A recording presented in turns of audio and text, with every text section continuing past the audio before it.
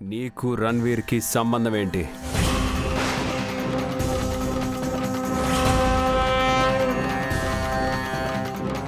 చెప్పు మనోహరి, చెప్పు మనోహరి, చెప్పు మనోహరి, చెప్పు మనోహరి, చెప్పు మనోహరి.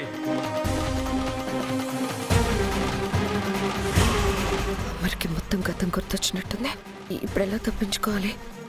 నారుది సహజ మరణం కాదని, తనని ఎవరో చంపారని, ఆ శత్రువులే నాకు యాక్సిడెంట్ చేశారని, ఇప్పటికీ వాళ్ళ వల్ల నాకు నా పిల్లలకి థ్రెట్ ఉందని అర్థం అవుతుంది. ఆ శత్రువులు ఎవరో చెప్పు మనోహరి.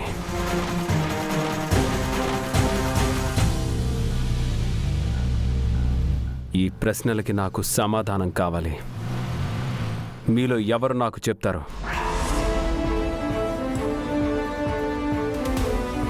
నువ్వు చెప్తావా రాథోడ్? నువ్వు చెప్తావా మిస్సమ్మా? ఆ రాక్షసి నోటి నుంచి నిజాలు బయటికి రావాలి. పోనీ నువ్వు చెప్తావా యాదమ్మా? పని చేసుకునేదాన్ని నాకేం తెలుస్తుంది సార్? ఇక నువ్వే చెప్పాలి మనోహరి. నాతో ఎందుకన్న అబద్ధాలు చెప్పావు? చెప్పు.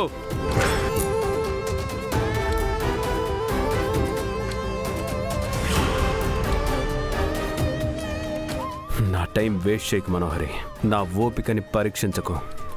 నా సంగతి నీకు బాగా తెలుసు. మర్యాదగా నిజం చెప్పు. ఏమని చెప్పను మరి? ఇదంతా నీకోసమే చేశానని నేనెలా చెప్పను?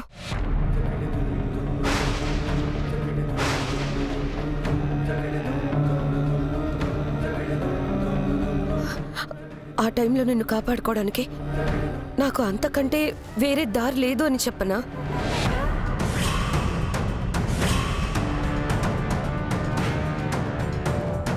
నువ్వు గతమంతా మర్చిపోయి బలహీనమయ్యావు. ఏదైనా నీకుగా గుర్తు రావాలి తప్ప మేము గుర్తు చేస్తే నీ ప్రాణాలకే ప్రమాదం అని డాక్టర్స్ చెప్పారు.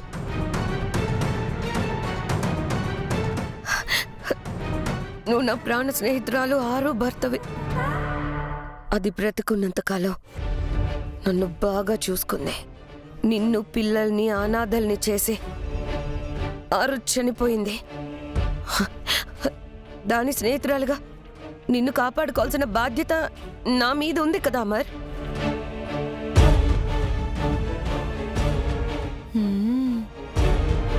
ఆరు చనిపోయిందని చెప్తే నువ్వు భరించలేవని ఆరు గురించి నేను చెప్పలేదు.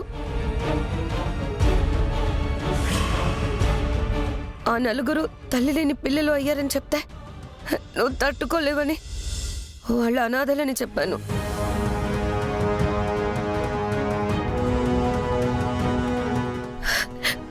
గాయపడిన నీ గుండెకి ఒక తోడు అవసరం అనిపించి నీకంటూ నీకోసం ఒక మనిషి ఉన్నారని చెప్తే నువ్వు త్వరగా కోలుకుంటావని నేను ఆరుతో నా స్నేహ బంధాన్ని పక్కన పెట్టి మనం ప్రేమించుకున్నాం, పెళ్లి చేసుకోవాలనుకుంటున్నాం అని అబద్ధం చెప్పాను అమర్.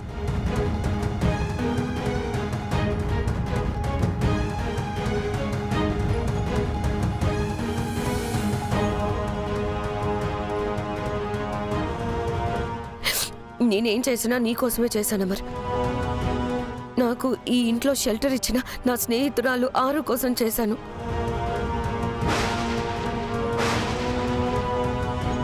అది చనిపోయినప్పటి నుంచి నిన్ను పిల్లల్ని ఈ ఇంటిని జాగ్రత్తగా చూసుకుంటున్నాను.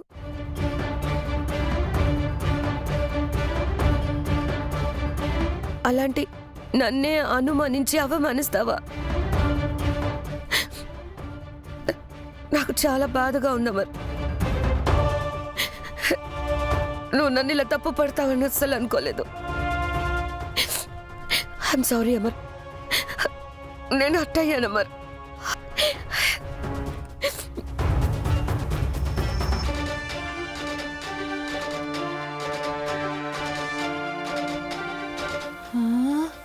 ఓసి దినేశాలు భలే తప్పించుకున్నావే.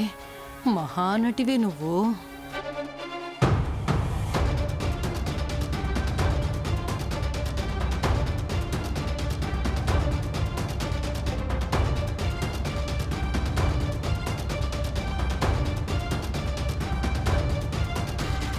ఛ!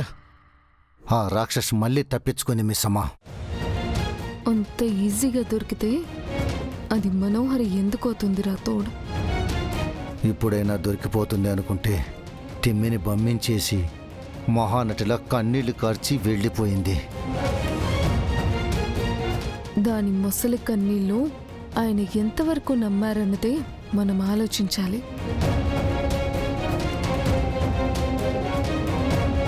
మనోహరి ఇంత పెర్ఫార్మెన్స్ చేశాక సారు ఆలోచనలో పడ్డట్టున్నారు మిస్సమ్మా. మనోహరి చెప్పిందే నిజమని నమ్మేస్తారేమో. అదే జరిగితే ఆ మనోహరికి ఇంకొన్ని రోజుల ఇంట్లో ఫుడ్ షెల్టర్ ఉండట్టిరా తోడు. ఓ, మీరు దిగులు పడకండి మిస్సమ్మా. సారుకు మొత్తం గుర్తొచ్చిన రోజు మనోహరికి భూమి మీద నూకలుండవు.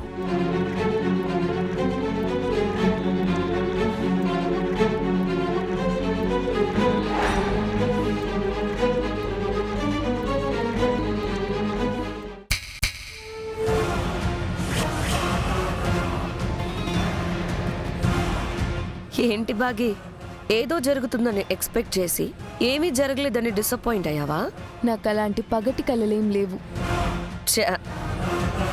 నువ్వు కన్న పీడకల నీ ఫేస్లో క్లియర్గా కనిపిస్తుంది బాగి.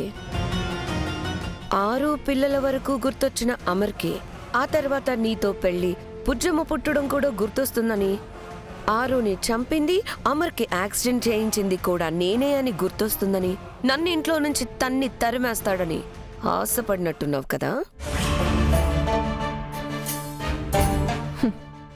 ఆ రోజులు ఎంతో దూరంలో లేవు మనోహరి. అలాంటి రోజు ఎప్పటికీ రాదు బాగి. ఎందుకంటే నీకంత అదృష్టం లేదు.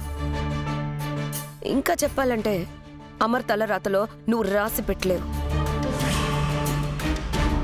నీ తలరాతలోనూ అమర్ లేడు. నువ్వెంత దురదృష్టవంతురాలు అంటే నువ్వు పుట్టక ముందే మీ అక్క 6 ఇంట్లో నుంచి వెళ్ళిపోయింది. అది బ్రతుకున్న రోజుల్లో ఒక్కసారంటే ఒక్కసారి కూడా నువ్వు దాన్ని కలవలేదు. ఏ దిక్కు లేకపోతే అక్క మొగుడే దిక్కు అన్నట్టుగా 6 చచ్చాక నీ టైం కొంచెం బాగుండి అమర్కి భార్యవి, ఆ పిల్లలకి తల్లివి అయ్యా. కానీ అంతటితో నీ అదృష్టం ఏమైంది?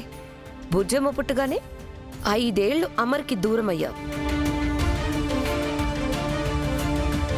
ఆ తర్వాత మళ్ళీ నువ్వు అమర్కి దగ్గర అయ్యేలోపు అమర్ గతం మర్చిపోయాడు. నీ తలరా తింటే బాగే.